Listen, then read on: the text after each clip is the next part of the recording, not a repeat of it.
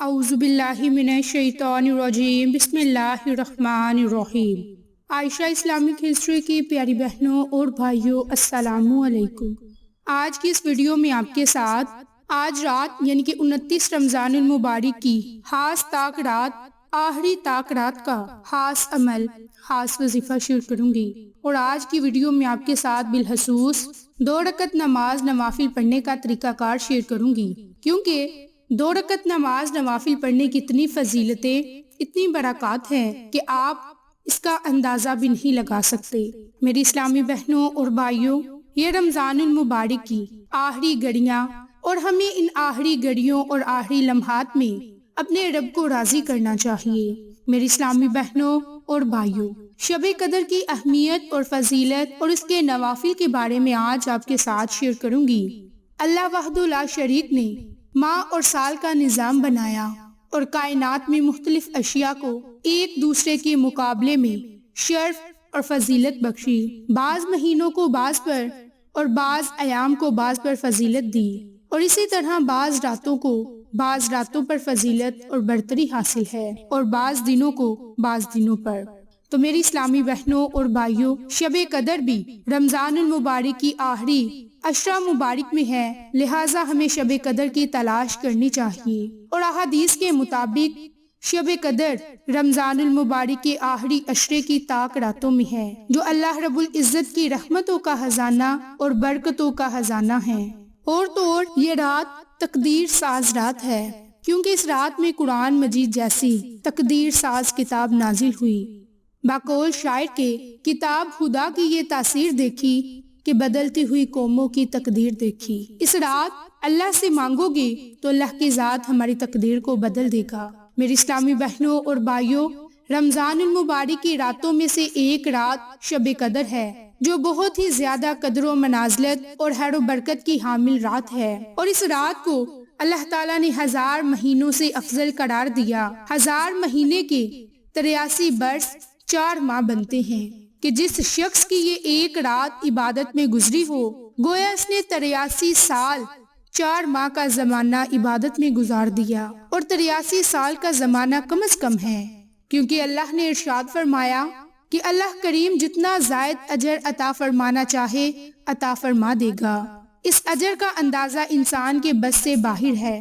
اگر دنیا کے سوا کسی سوداگر کو یہ پتہ چل جائے کہ ہمارے قریبی شہر میں فلاں مہینہ اور تاریخ کو ایک ایسا میلہ لگنے والا ہے کہ جس میں اتنی آمدنی ہوگی کہ 1 روپے کی قیمت 1000 گنا بڑھ جائے گی، اور تجارت میں غیر معمولی نفع ہوگا، تو کون احمق ہوگا جو اس زرعی موقع کو ہاتھ سے جانے دے گا؟ تو لہٰذا اس سے فائدہ اٹھائیں اور بغیر ضائع کیے اس رات کو فائدہ اٹھائیں، کیونکہ عقل مند انسان وہی ہے جو رمضان المبارک سے نفع حاصل کرے اور اپنی آخرت کو بہتر کر سکے۔ میری اسلامی بہنوں، یہ عشرے کی آخری طاق رات ہے۔ ہو سکتا ہے یہی شب قدر کی رات ہو کہ جس میں اللہ تعالیٰ کی رحمتیں اور مغفرتیں عروج پر ہوں۔ کوشش کرنے والے اپنی عبادت، ریاضت اور اخلاص اور اطاعت کے ذریعے حق کے مقدر اور دامن مراد کو بڑھ لیتے ہیں، جبکہ غافل اور لاپرواہ لوگ اس بے پایہ فضل و انعام کے باوجود محروم اور نامراد ہو جاتے ہیں۔ غرض کی شب قدر بڑی برکتوں اور رحمتوں کی رات ہے۔ یہ رات آسمانوں پر فرشتوں کے لیے عید کی رات ہے، اور زمین پر انسانیت کے لیے معراج کمال کے حصول کی رات ہے۔ اس میں اللہ تعالیٰ کے فضل اور کرم کے 8 سمندر جوش میں ہوتے ہیں، جو پوری رات رحمت الہی کی برسات اور خیر و مغفرت کا نزول کرتے ہیں۔ اطمینان اور سکون کی ہوائیں جومتی ہیں۔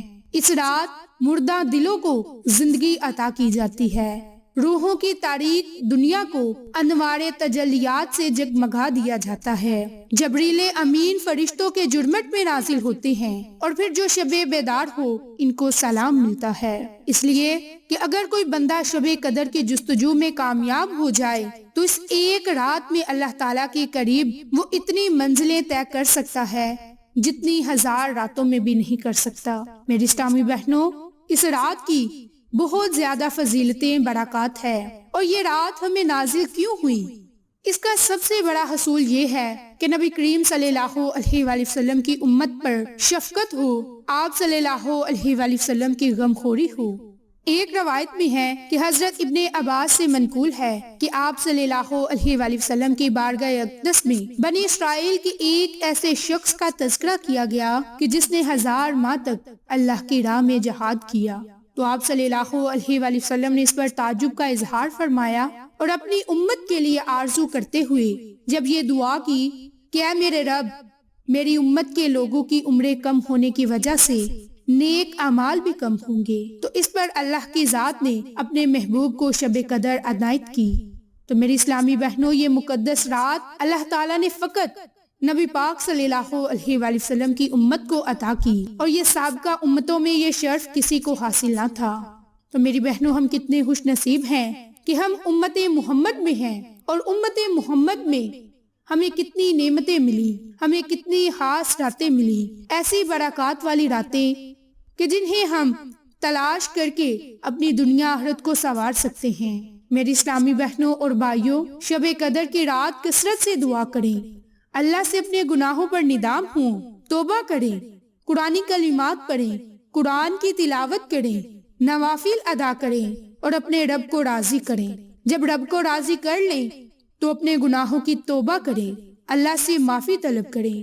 ہمارا رب بڑا ہی غفور الرحیم ہے، وہ ہماری دعاؤں کو سنے گا، ہماری دعاؤں کو اپنی بارگاہ میں قبول فرمائے گا۔ تو میری اسلامی بہنوں، آج شب قدر کی رات ہے، اور آج 29 رمضان المبارک کی آخری طاق رات ہے۔ اس طاق رات میں اگر آپ چاہیں تو 2 رکعت نماز نوافل پڑھیں، 4 نفل پڑھیں، 6، 8، 10 جتنے آپ چاہیں آپ اس رات میں نوافل پڑھ سکتے ہیں۔ لیکن اگر آپ یہ 2 رکعت نماز نوافل پڑھیں گے تو ان کی زیادہ فضیلت، زیادہ برکات ہے۔ آپ نے آج رات 2 رکعت نماز نوافل کی نیت کرنی ہے، اور سورۃ فاتحہ کے بعد 1 مرتبہ سورۃ قدر اور 3 مرتبہ سورۃ اخلاص کو پڑھنا ہے۔ اور جب یہ 2 رکعت نماز نوافل ادا کر لیں تو پھر اس کے بعد 100 مرتبہ درود ابراہیم کو پڑھنا ہے۔ میری بہنوں، یہ 2 رکعت نماز نوافل آپ نے پڑھنے ہیں۔ اب آپ چاہیں تو اسی ترتیب سے آپ ان نوافل کو زیادہ تعداد میں بھی پڑھ سکتے ہیں، کیونکہ آج آخری شب قدر کی رات ہے، اور آج آخری شب قدر کی رات میں یہ آپ عمل خود بھی کر لیں، اپنے عزیز و قریب کے ساتھ شیئر کریں تاکہ وہ لوگ بھی اس رات اپنے رب کو راضی کر سکیں اور اللہ سے اپنے لیے دعائیں مانگ سکیں۔ میری بہنوں، شاعر نے کیا خوب کہا، شب قدر مبیں کا نور دیکھیے نور بھی یا رب، یہ حسرت لے کر تیرے در پہ نوری غلام آیا۔ اللہ تعالیٰ ہم سب مسلمان بھائی بہنوں کو شب قدر کی فضیلت برکات عطا فرمائے، آمین۔